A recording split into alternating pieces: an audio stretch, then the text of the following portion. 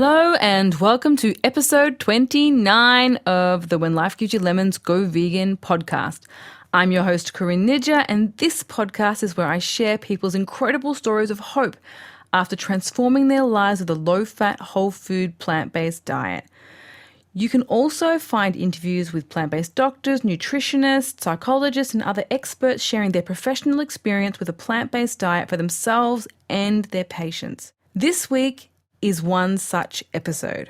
This week I was blessed to interview Drs. Dean and Ayesha Sherzai, or Team Sherzai, the directors of the Alzheimer's Prevention Program at Loma University Medical Center and are working at the cutting edge of brain science. This episode is going to blow your mind.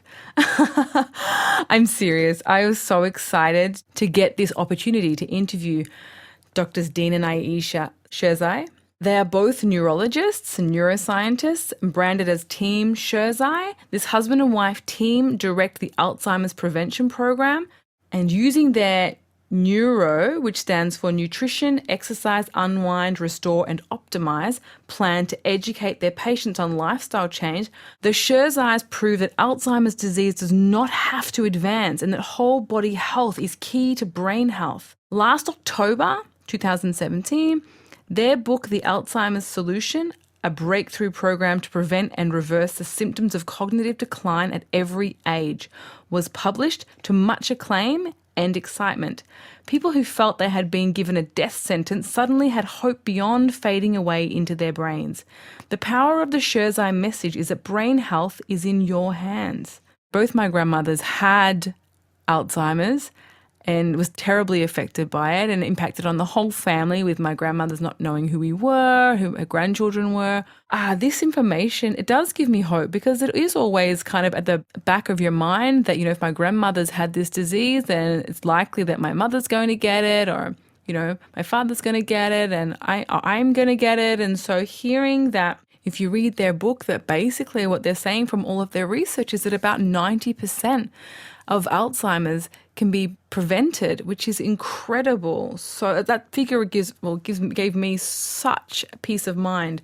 And their book, I was lucky to be gifted a copy of it prior to the interview, and it is just filled with so much wonderful information that everyone should have in their homes and in their hands to, give them some comfort and some hope that they can, avoid or reduce the risk of them being affected by Alzheimer's in, their later years or, sometime in their life.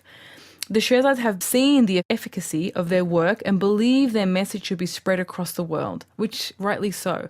The Sherzais are two of the world's top experts on the topic, and they are launching a new and free interactive 25-day challenge to better brain health, with daily emails, videos designed to empower the recipient. So if you are wanting to do that 25-day challenge, you can find information about it over at the Team Sherzai website and on social media at Team Sherzai. So yes, definitely have a look and do the 25-day challenge to better brain health. Dean and Ayesha have been featured on the Dr. Oz Show, in the London Times, Huffington Post, and as recent guests on the Rich Roll podcast and Kimberly Snyder podcasts, as well as in academic journals. Dean and Ayesha were inspired by the pain of watching their grandparents decline and worked to bring a better future for their own two children. So this episode is really, really, really so great. I'm so excited to share it with you, and I loved speaking to them, and I only wish I have had like 24 hours to pick their brains and learn so much more for myself, for my family, for my friends, everyone that I know, and for you guys, definitely. So thank you all for listening and enjoy. Drs. Dean and Ayesha. Okay, so Dean and Ayesha, is that how you pronounce your name? Ayesha. Ayesha. That's right. Thank you so much for coming on the show. I should say Drs. Dean and Dr. Ayesha, because, I'm so excited to have you here. So welcome and thanks again for coming. Thank you for having us. We're so excited to be here. Thank you. So I guess I don't know quite where to begin, because as I said to you before we began recording, both my grandmothers live with Alzheimer's, and some for a really long time and the other one for a shorter period of time. And it was just like seeing my grandmother, and she didn't know who I was when she was dying. My grandmother didn't know who my father was. She thought my father was her husband, and she thought that I was his wife. And it was just devastating. The only positive I could see about it from my mum's mum was that my grandfather would walk into the room in the nursing home and say hello, and her face, she recognized him, but her short-term memory, so her face would light up with this like and he'd give her a hug, and then he would literally walk out, wait outside the door, walk back in just to see her face go like again, and we would all be like, oh, look how happy she is, like, and he would do that like through a visit like 6 times just to see her face beam again. And so that was when I was 7. I was 7 when she died, and I remember just thinking, oh my gosh, Nana, like he was just here, how can you forget him so quickly? But seeing her face was nice to see how much she loved him, and her face light up. But it's just heartbreaking. It was heartbreaking for my dad and his brother and all of us grandkids, because she just did not know me at all when she died. And so hearing and reading through your book and hearing about your work and the work that you both are doing, it's just groundbreaking. Like it is. Like it's just so inspiring, so encouraging, so amazing to think that this disease that most people think is just your genetic kind of, this is what's going to happen to you when you get to 70, 80, 90, you're going to forget your loved ones. It's just a given.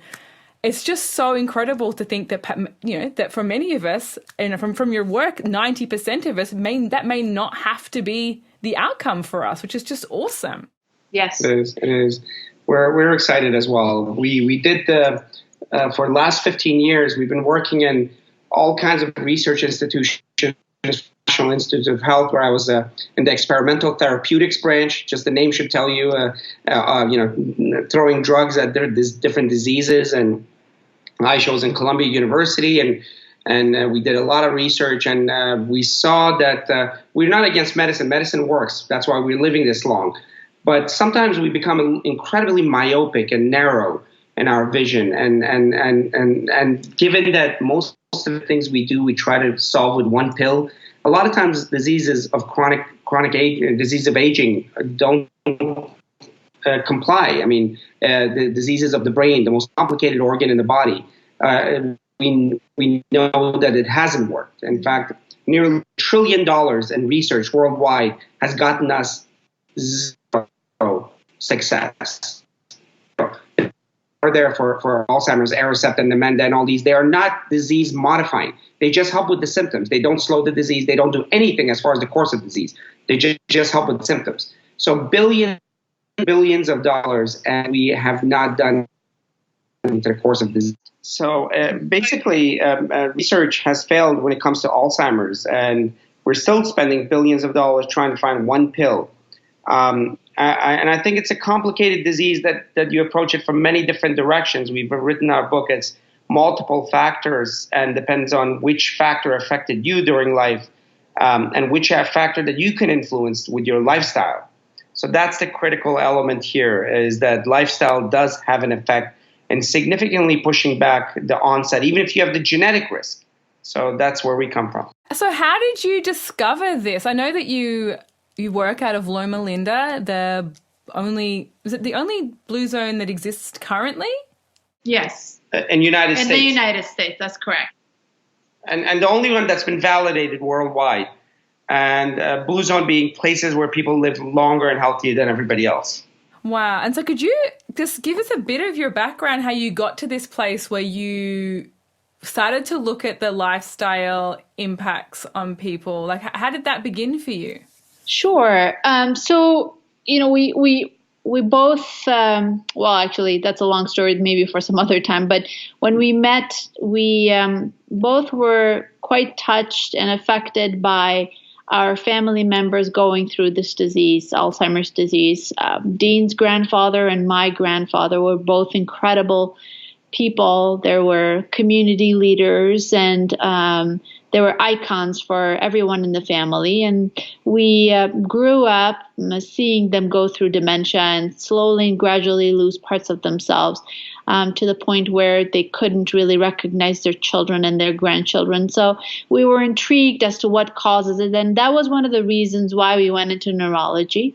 Being in neurology, being in the field of dementia and cognitive diseases and stroke, there's a very pessimistic outlook. Dean did his training in one of the best neuroscience programs in the United States at San Diego, University of California, San Diego. And, I was there working as, in the research lab and getting my master's there before I started my residency.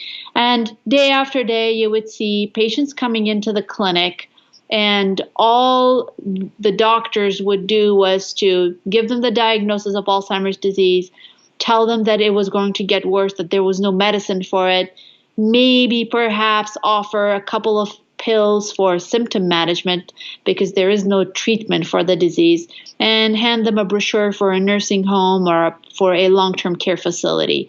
And there really wasn't anything else that was being done. And, seeing that over and over and over and over again, you become very negative about everything. So we started reading about, prevention and lifestyle. And one of the first things that we read was Dan Buettner's concept of blue zones and how people live long lives. And we had several other databases that showed similar patterns of longevity and cognitive health.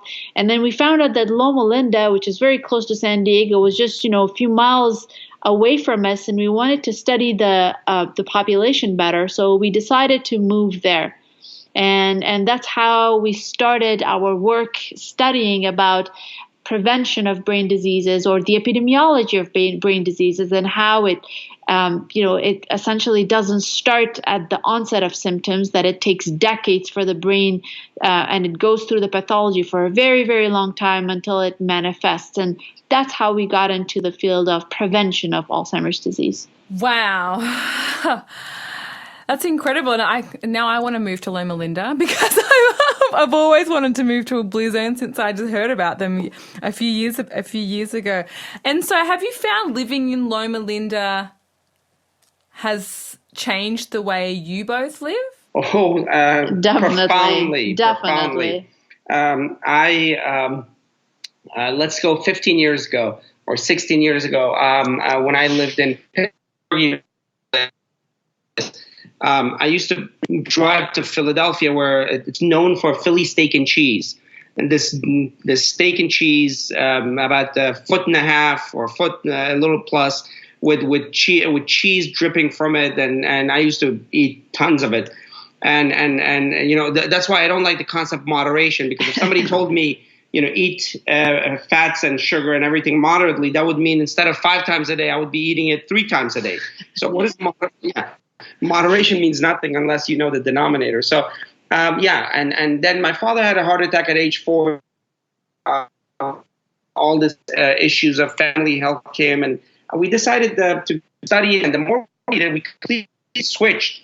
Ayesha, she was a chocoholic, is still healthy chocoholic, but I was into eats and fried food, and we completely changed it. And then we have 2 kids that are plant and exercise and keep their mind active and sleep well and all this stuff. So we really have inculcated this into our own lives significantly. It's amazing, to hear of your family and the work that you've done, because I think that so many people don't make that connection, like so many other neurologists that, in the field, it's not that you're not a common breed. Do you know what I mean? Would come across the same information about the research spending. They'd come across some information about that they'd be giving out the same, there's nothing we can do for you, over and over again. I'm kind of gobsmacked that you guys came to this understanding. And what do you think helped you kind of be open-minded to this idea of lifestyle and diet? We were kind of, I guess, our personality types. I left NIH to go to Afghanistan to do to help out with the efforts there, and then I've been to Africa and other places. And Ayesha has always done the courageous things, and we make the jump. and whenever we are uncomfortable with what we see, and we were seeing that the path that was being followed was not enlightening, and it was not helpful, and in so many ways it was disempowering to the patients. Again, I repeat, research is important. Research should go on. Even if it doesn't find a cure, it will find an element of the disease that will help. But the bigger picture, we believe, is going to be much more complicated. Even if it's a pill, it's going to be multiple pills at different stages for different kind of dementias. But we wanted to make sure we take a different path that already existed and nobody actually explored, especially when it came to brains. And we kept hearing these cynical books that just meant they were trying to make money off of people's fears with the latest gimmick. Grains are bad, or all of a sudden all proteins are good, and eating butter is good for you, like it was on Time magazine or something. Gimmicks never work. It's more complicated, it's more comprehensive, and that's what we found. It's much more comprehensive than that. Could you just, seeing as you're here on the show, obviously we can't not talk about your book. So I would love to hear from both of you about your research and about your book, The Alzheimer's Solution. So we wrote the book in September of 2017, and it's a culmination of the kind of work we did at Loma University, and we've also included a summary of decades of research pertaining to brain health and the different elements of lifestyle, including nutrition, exercise, stress management, etc. It starts with the story of how we came to understand lifestyle, or the importance of lifestyle better when it comes to brain health. And we talked about it a little bit just a few minutes ago. And the general idea of how can lifestyle not affect your brain? It's incredible that we believe that lifestyle affects our hearts and our kidneys and any other organ in our body. But for a very long time, people thought that the brain was almost like a black box, that nothing from the outside could affect it. But on the contrary, this 3-pound organ, which is 2% of your body's weight, consumes 25% of your body's energy at any given moment. And everything you do affects your brain first, and then the rest of the body. The same kind of vessels, arteries, vasculature that is in your heart or any other organ, multiply that by many numbers, and you have it in your brain. It's a very vascular, very active organ. So a description of the brain and how lifestyle affects it. And then to simplify the importance of lifestyle, we created an acronym called the NEURO, like neurology, where N stands for nutrition, E stands for exercise, U stands for unwind or stress management, R stands for restorative sleep, and O for optimizing cognitive activities and social activities. And our suggestion is that if you take care of these 5 elements, 90% of the chance of developing Alzheimer's disease is reduced during a normal span of life. And that, everybody says, well, I have the genes and I'm definitely going to develop it.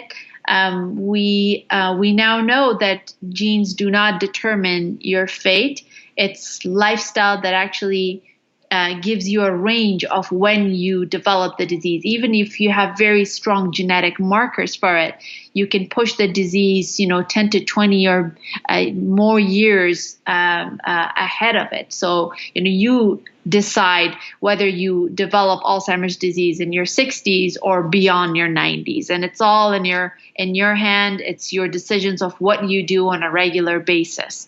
So that's what the book is all about. And we spend a lot of time being scientists and neurologists and being in the trenches with patients every day, every single day. We made sure that whatever statement we made in the book was backed with science. So we have more than 300 references that talk about or that back all of the statements that we make. And, people kind of worry about the 90%. It's like, how is it even possible that 90% of Alzheimer's disease can be prevented? We've never heard that before. It's an extrapolation of all the research that's been done.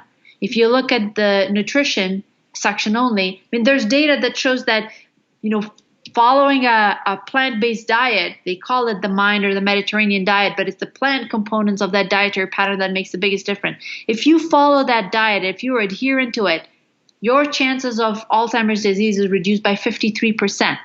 If you exercise, even brisk walking reduces your risk of Alzheimer's by 40%.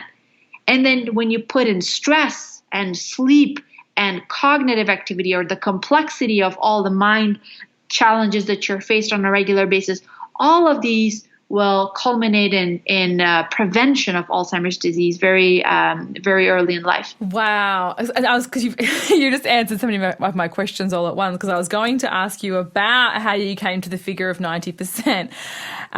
So that was really, really, it's just... Like when you put it like that, it's so clear, but it seems it's such a profound concept. Absolutely. It's very empowering. It's very, very empowering. In contrast to what's out there. Every now and then we see an advertisement on the television showing, there's more research that is being done on Alzheimer's disease, and hopefully we'll find treatment. That's great. We do believe that someday we will have treatment. And there's a lot of good research that is going on. But you never want to wait for treatment. It's here in the United States, Alzheimer's disease is the costliest disease compared to all the rest. The second costliest disease, which is heart disease, costs $100 billion. Alzheimer's costs, the direct cost only, is about $259 billion. That's in U.S. alone. That's in U.S. alone. And that's just 259. Yeah, $259 billion. And then there are some indirect costs, about $240 billion. $240 billion of time lost, caregivers missing work, putting in to take care of their family members. When you take that into consideration, it's just an enormous amount of money that is being spent on the disease with not much hope for it as of yet. And this disease is going to collapse not only our healthcare system, but the entire system in general. And we have to be able to prevent it. And since we have so much data, I think it's about time that we disperse this information as much as possible. Projecting this forward, the numbers are expected to grow exponentially. This is the fastest growing disease in the United States and the rest of the world. It's the number one cause of mortality and morbidity in UK, in Japan, and several of the other first world countries. In US, it's number 3 currently, but it's fast becoming number 1. By 2040 to 2050, the cost is expected to climb worldwide as much as $20 trillion, which will overwhelm the planet. I mean, if we know, and we know this, that even if let's take the most conservative estimates, which is they say that if you institute lifestyle, you can push back the disease by 5 years. Well, if you push back the disease by 5 years, and not even what we say, that will reduce the cost of the disease by half. That's $10 trillion in the next by 2040, by 2040 to 2050. That's remarkable. And how would you do that? Like, if you didn't do what you're saying, how would you give yourself an extra 5 years? There's no other way you could do it except for lifestyle. So that's what we're saying, that if we institute lifestyle change, besides the obvious reason, which is all the suffering and everything else that will be reduced, the cost reduction is significant for the healthcare system. So that's why it's imperative. That's why we actually, all the profits from our book is going into the communities. We have a healthyminds.org, non-for-profit organization, where cities have invited us to institute and educate the community and institute programs in different communities as far as awareness about brain health, especially Alzheimer's, and what they can do to institute lifestyle changes and what that would mean for each community in their own unique way. So if there are communities that want us to come into Australia and other places, we're willing, as long as they support it. And 100% of the funds go back into that community. That's our objective, is to raise awareness. And so people who are listening, obviously whoever's listening has listened to all of my episodes.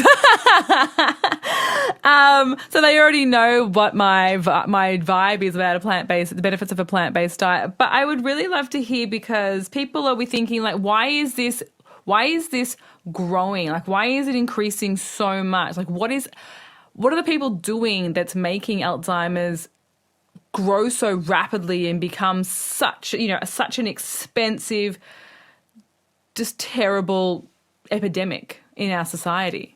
Yeah, so it's the mechanism underneath all this. There are different mechanisms. You can come at the disease from different ways, or from all four ways. The four ways we describe as inflammation, oxidation, glucose dysregulation, and lipid dysregulation. That basically means those four processes, they're not separate. They can be connected, but you can have more of one or the other.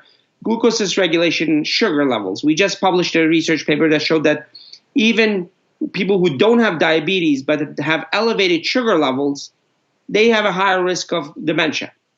The other one is fats, especially saturated and animal fats.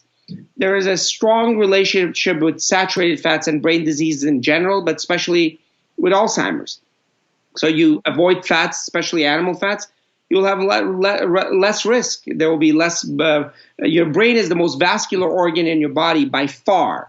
So those little microvessels will get clogged with fat. And there's actually, the mechanism is more complicated, but that's what will happen. And then inflammation, be it direct inflammation from inflammatory diseases, or inflammation as a result of too much sugar or too much fat, saturated fat. And oxidation, that's why foods that have antioxidant qualities and characteristics protect. So food matters. Foods that are bad create these mechanisms, and they accumulate over the years. And foods that are good eliminate these risks. Mm-hmm. And as it happens, a whole food plant-based diet, by the nature of it being whole food, not processed, it has less sugar, because sugar is a processed thing. Mm-hmm. And plant-based, meaning that eliminating the fats that come from animal sources, reduce the chance of lipid dysregulation and these vessels clogging off and the brain being going under inflammation. It reduces all of that. So a whole food plant-based diet has been proven already for diabetes, has many times. Has it already been proven to be effective in reversing heart disease and many other diseases. And for some reason, we thought it wouldn't do it for the brain, the most vascular organ in the body. Of course it does. And we showed that. I think that lots of people, I don't know, it's why we forget the neck up. We seem to think it's like this puzzle that we can never figure out. Like I feel like it's so overwhelming for most people to think about how, I don't know, it's like the brain separate to the body for most people. Does that make sense, what I'm saying? You're absolutely right. That's what I say. They think that it's a separate thing. It's not. It's a much more powerful organ of the body. This 3-pound organ, 2% of the body, actually consumes 25% of the energy. Yeah, so obviously, what you eat matters. It's like creating an environment for that highly active organ. If you create a bad environment for it, it's going to shrivel or die. If you create a good environment for it with what you eat, it will continue to grow and thrive and make connections. And it's incredible how much control we have over it on a regular basis.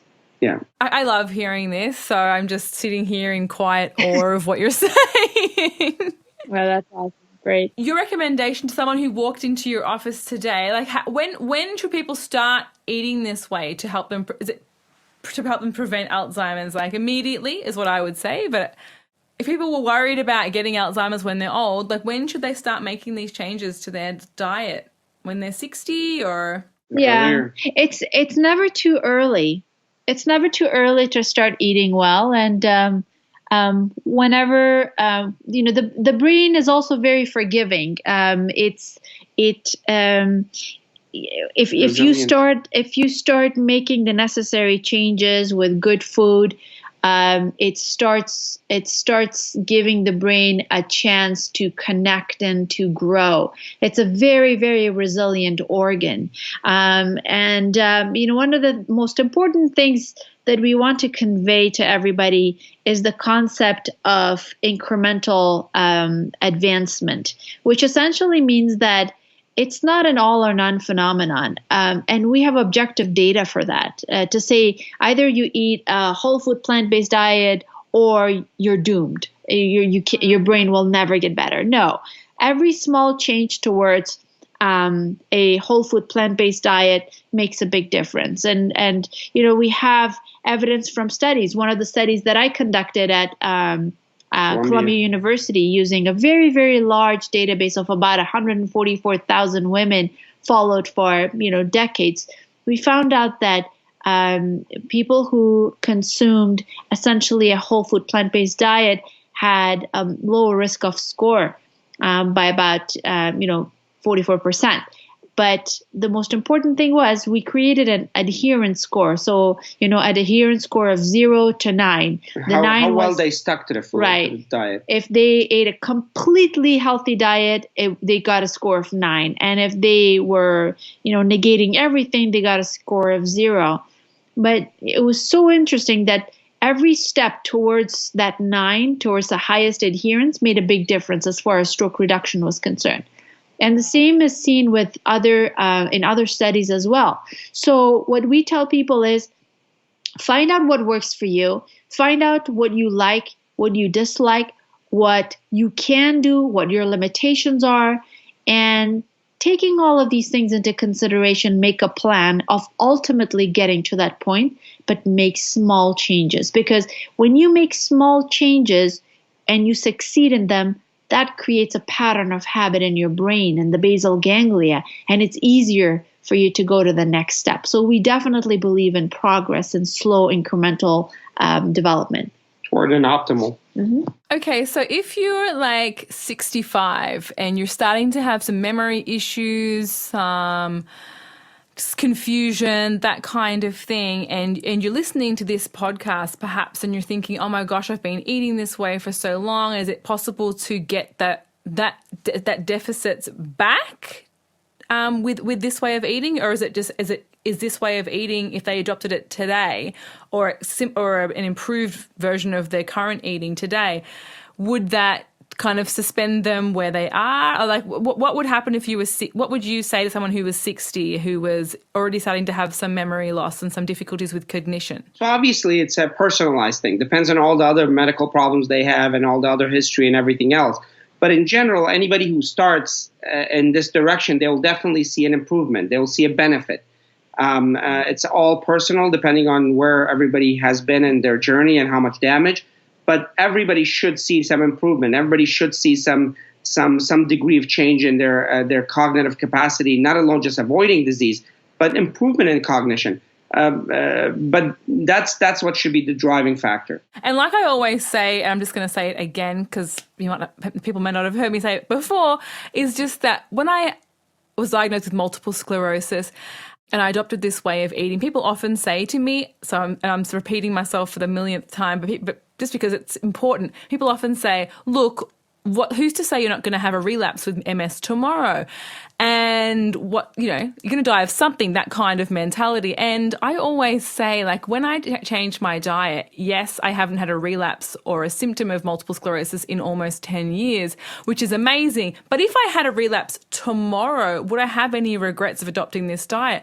No, because I also overcame chronic pain in my joints and in my skin from fibromyalgia. I don't have that anymore. I also stopped being constipated. My brain fog went away. I slept better, I had more energy, I exercised more, I lost weight. Like the benefits still, even if, they don't, for this person that's 65 who has cognition problems, even if, let's say she doesn't become Albert Einstein tomorrow, the benefits are still far greater than this. There's no losing. There's no losing. Exactly. That's an incredible story. By the way, congratulations. And, you're such an inspiration for so many people. But that's exactly it. We agree with you.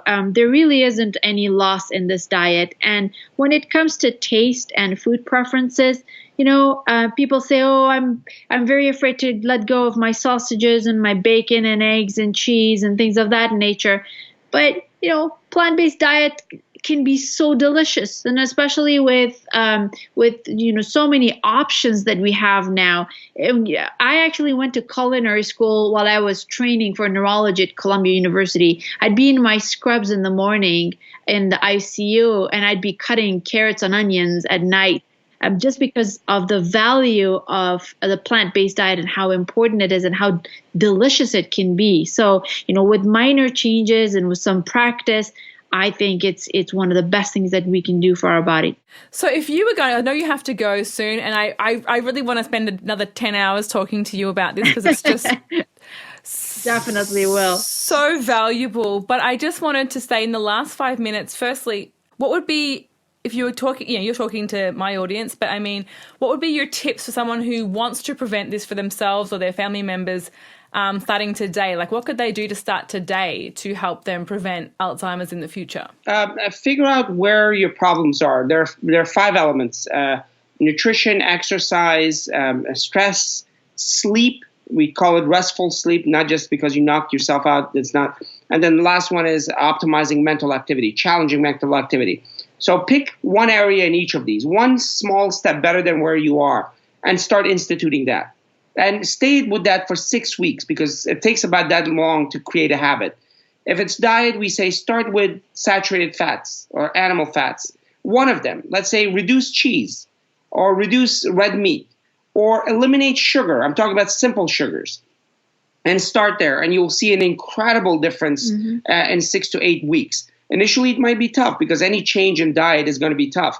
And stop not to focus on any gimmicks or any vitamins or any this or that. It's a whole food that actually is the source of health because all the vitamins in food and vegetables and fruits and legumes and nuts work in synergy. And so take one element and make that a habit. I'm going to reduce saturated fats in this form, or I'm going to reduce sugar in this form. And you'll see, initially difficult, but the gain will be immense. And that small step, that one step, will be the nidus, the beginning of a whole pattern. Because if you do it the other way, which is I'm going to turn plant-based overnight, it's not going to happen.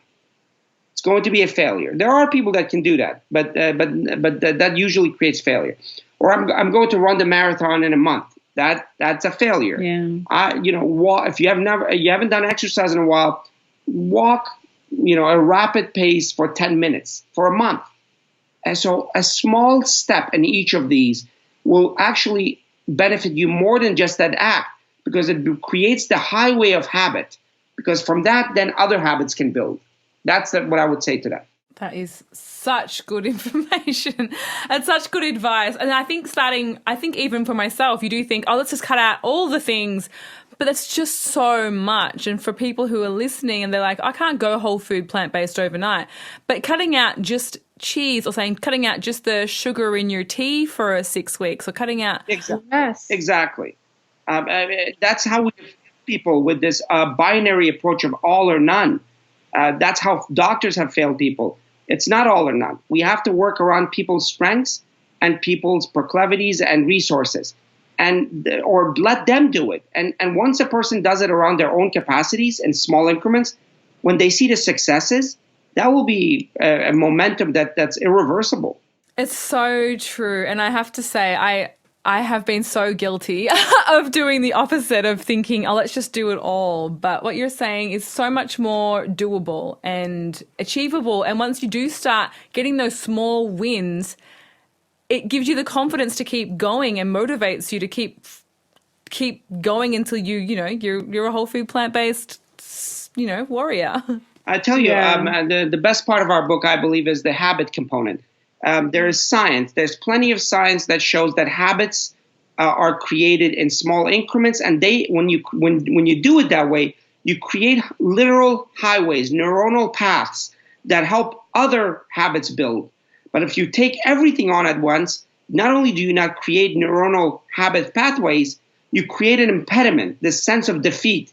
So that's why it's critical to start in small increments, well-defined increments, and move in those steps. And that's the best part of our book, I believe. Yeah, I agree. Well, I can't wait. I got sent a copy of your book, but I can't wait to get the hard copy so I can actually have I like a physical book in my hand. But everyone who's listening, you should definitely go out and find on Amazon or Booktopia the Alzheimer's Solution, or it's available on your website as well, the Team Sherzai website as well. Yeah. Yes.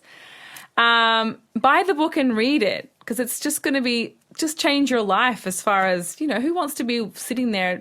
How many people get, do they suggest get Alzheimer's at this time? What's the percentage of people who get it in the end? It's quite significant. About 10% of people over the age of 65 get it, and then every 10 years thereafter it doubles. But the cognitive decline in thinking happens much earlier and a larger percentage. That's critical. One other thing, on our website, Team Sherzai, TEAMSHERZAI, if you go there, in a week there will be a brain health assessment tool where people can go in and figure out where they are as far as their journey of brain health. And they'll get a score and everything. So they can use that as well. And also, I would just wanted to add that all of the profits coming from the book go towards a community empowerment projects. We have a Healthy Minds Initiative, and people can read about it on healthymindsinitiative.org. O-R-G. All the profits go to this 501c3, a non-for-profit organization that we've created. And we use it to create brain health workshops in communities where it's much needed. So by buying the book, you're supporting all of those causes. Yes, excellent work, both of you. I am so sad that we have to go because I know you've got another interview to go to, and I don't want to make you late for that. Thank you. Definitely, we'll be in touch and hope to speak with you again sometime soon. Thank you so much for everything that you're doing for the community. Thank you. You're welcome. Thank you so much for coming on the show and taking the time. I can't wait to share this interview because I think it's going to help so many people. Thank you both. Thank you very much. Really appreciate it. Thank you, Team Sherzai. Next time I'm going to need, as I said, hours of your time because I just loved hearing what you have to say and the research and work that you're doing into Alzheimer's prevention. It's truly needed, and it can. I just know that the more people who this message reaches, the better it is for everyone. Because I think most people have been touched by this terrible disease in one way or another, and it's just so wonderful that you're doing the work that you're doing. So thank you so much for coming on the show and sharing your incredible work and your book with us. So if you or someone you know have been affected or impacted by Alzheimer's, I highly, highly recommend getting your hands on a copy of the Alzheimer's Solution at their website, teamsherzai.com/book/. So that's TEAMSHERZAI.com/book/. You can also follow them on social media at Team Sherzai.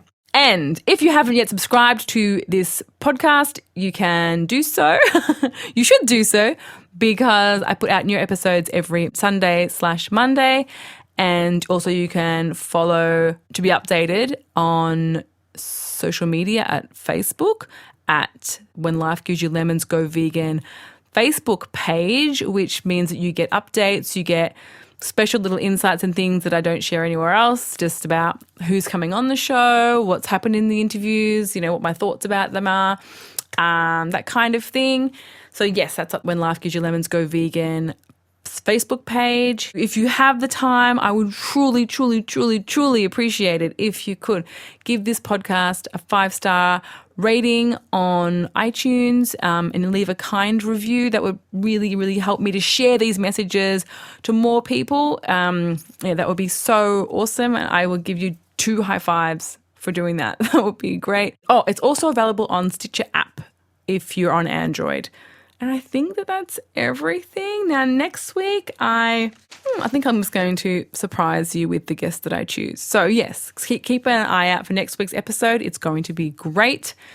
Episode number 30. I'm super excited. So thank you all so much for listening. And please share this with your family and friends who might be affected by Alzheimer's. So share, Facebook spam everyone with this episode because, as you've heard, it's got such a tremendously incredible message, and I think it has something valuable for so many people across the world. So thank you so much to Drs. Dean and Ayesha again. I really, really feel so blessed to have had you on this show because it's such a powerful message. Thank you. Bye, everyone. See you next week.